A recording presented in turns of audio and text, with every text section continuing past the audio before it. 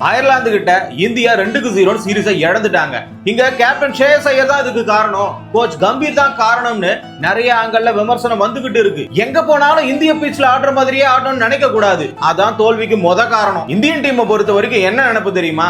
எல்லாமே தண்ணி பாம்பு தான். ஒவ்வொரு பாம்புக்கும் ஒவ்வொரு விஷத்தன்மை இருக்கும். அதை பார்த்து தான் அதை ஹேண்டில் பண்ணணும். ஐபிஎல் பிட்ச்ல வாரி வாரி கொடுத்த பவுலர்ஸ்லாம் ஃபாரின் பிட்ச்ல ஃபார்ம் காட்டுறாங்க. ஐபிஎல் வந்துட்டா போதுமே 200க்கு மேல டார்கெட், 250க்கு மேல டார்கெட், 300 டார்கெட். ஆனா இன்டர்நேஷனல் போனா போதும் 150 கூட அடிக்க முடியாது. இந்தியாவுல இருக்கிறவன் பிட்சை பேட்ஸ்மேனுக்கு ஏத்த மாதிரி செட் பண்ணி நம்மள ஏமாத்துறானா, இல்ல ஃபாரின்காரன் பிட்சை முழுக்க முழுக்க அவங்களுக்கு சாதகமா ஏற்படுத்தி இந்தியாக்காரனை ஏமாத்துறானா?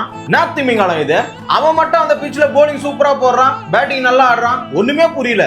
ஆஸ்திரேலியாக்காரன் பங்களாதேஷுக்கு போனா அங்க சீரீஸை விட்டான், இந்தியாக்காரன் அயர்லாந்துக்கு போனா அங்க சீரீஸை விட்டான், ஸ்ரீலங்காக்காரன் மறுபடியும் எழுந்து வந்திருக்கிற வெஸ்ட் இண்டீஸ்காரங்கிட்ட வாங்கி கட்டிக்கிட்டு இருக்கிறான். கடைசியா இந்தியா தோக்குறது ஜெயிக்கிறது பத்தி பேசல, பிளேயிங் லெவல்ல ஏன்டா சூரியவன்ஷி சேகலன் கேள்வி எழுப்புறாங்க. இந்தியாவோட உதவி பயிற்சியாளர் டென் டோஸ்கேட் என்ன சொல்லி இருக்கிறாருன்னா, இந்த வாய்ப்பு மறுக்கப்படுறதுக்கு முதல் காரணமே சஞ்சு சாம்சன் மட்டும்தான். 3 மாசத்துக்கு முன்னாடி மனுஷ கஷ்டப்பட்டு T20 வேர்ல்டு கப்பை வாங்கி தந்தாரு.